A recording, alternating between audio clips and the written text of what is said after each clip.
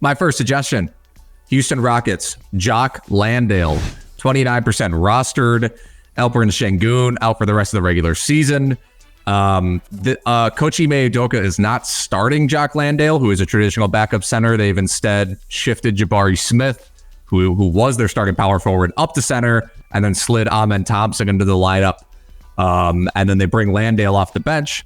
But Landale, in back-to-back games, has played 26 and 27 minutes. In the first game, he put up 11, 4, and 5 with 2 steals and a block. Second game, 13, 5, and 1. That's good enough for me. The minutes count, everything for me to, I think you can probably roster Landale for the remainder of the season. It's a long play, but the Rockets do have 3 games next week. He's the only legitimate center on the roster, unless you're a big Boban fan. I like his ads. I do not care for his game. I love Boban. I wish they would play Boban, but they won't. First of all, fans, if you like our videos, please hit like and subscribe below on the YouTubers here. We would really appreciate that.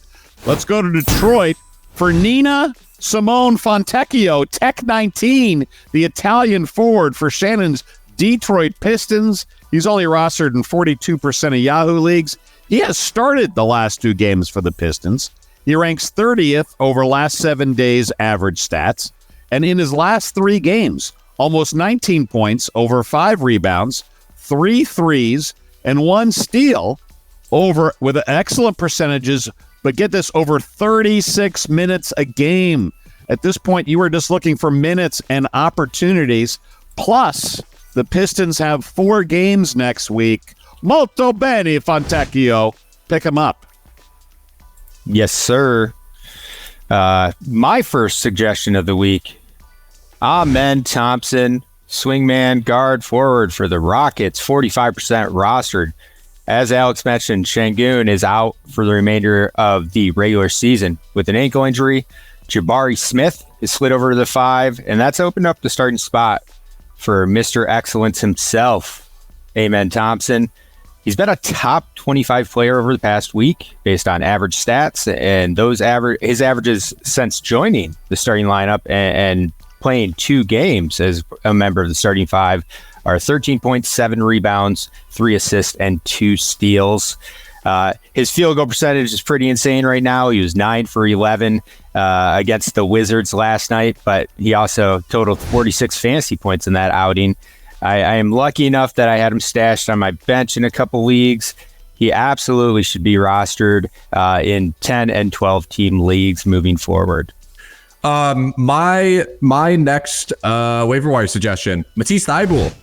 We're at this point in the season where, Portland, speaking of bad teams, Portland's on a 4-game week, which means you can stream in Matisse Thybulle based on this key stat. He has scored points in 9 straight games. That's huge for Matisse Thybulle, who does not always score points. But most importantly, the steals and blocks are still there. 2.1 steals, 0.9 blocks over the past 9 games. Again, it's a 4-game week.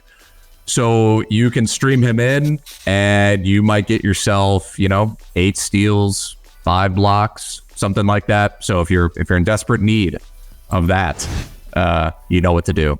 It's Vasilije Micic, the 30-year-old rookie Serbian guard for the Charlotte Hornets. Look, this is a playoff stash, okay? Charlotte has only 2 games next week. Every different commissioner site handles the NBA playoffs differently, and there are options within each site. For instance, I'm in an ESPN league that the first round is 2 weeks and the finals are 2 weeks. So check your rules. And Micic is a great pickup, but not if he's only got 2 games next week. Look, the Charlotte season ended months ago. They've essentially turned into OKC's G League team with Micic, Mann, and Pokashevsky. Micic has started the last 6 games for Charlotte, and they bumped Trey Mann from point guard to shooting guard. Wednesday night, Micic had 25 points and 8 assists. That was against a woeful Memphis Grizzlies squad. He shot 9 of 10 from the field. That's not going to continue. But more importantly, look, last 6 starts for Micic. 16 points, over 6 assists, almost 2 threes, while shooting an elite 93% from the free throw, and most importantly, playing 32 minutes a game for these terrible Hornets. There's a gazillion minutes of playing time for Micic after this week when he only has 2 games. My second recommendation for the waiver wire is George the Minivan Niang, forward for Cleveland. Rostered in 11% of leagues, 5 consecutive starts with Evan Mobley out. He's averaging 14.2 points, 4.2 rebounds, and 2.8 three-pointers in 28 minutes per game. He's been a top 75 player over the past week. I believe Niang will stick in the starting lineup even after Strus returns. They'll probably revert Okoro or Dean Wade. Those are 2 of the other guys who have received spot starts. One of those 2 will go to the bench, and Strus will pop back into the lineup. So I think Niang's pretty safe for as long as Mobley's out. They need Niang's size with Mobley out. And as someone who could also, as someone who could stand to lose 15 pounds and lived in Cleveland, I love George's game. He plays bigger than he is, too. And he's still a perimeter guy. Yeah, I like him. I like some width, if you will. Yeah, big man body, big thick boy. All right. TJ McConnell. All right, you've heard me do this argument a million times. Pick up TJ McConnell. Approach. Timothy John, the man has 4 games next week. You know what that means? Fire him up because he will get you 20 assists. He continues to play. 20 steals, 20 assists, and he might score 20 points in any given game. Over his past, I'm going to go back farther. Past 11 games for TJ. Only 20 minutes a game, but 13 points, 5 assists, 1.4 steals, shooting 60% from the field. All you got to do is watch the Pacers play and see that he just controls everything when he's out there. So pick him up for a 4-game week. Love it. Ken, who's your long shot? My long shot, he's actually not European. He does look like he's from Eastern Europe, but apparently he's from Indiana. Jake LaRavia of the Memphis Grizzlies. Average game stats ranked 69th in 9 category over the last 7 days. Look, we do not know who's playing for Memphis night in, night out.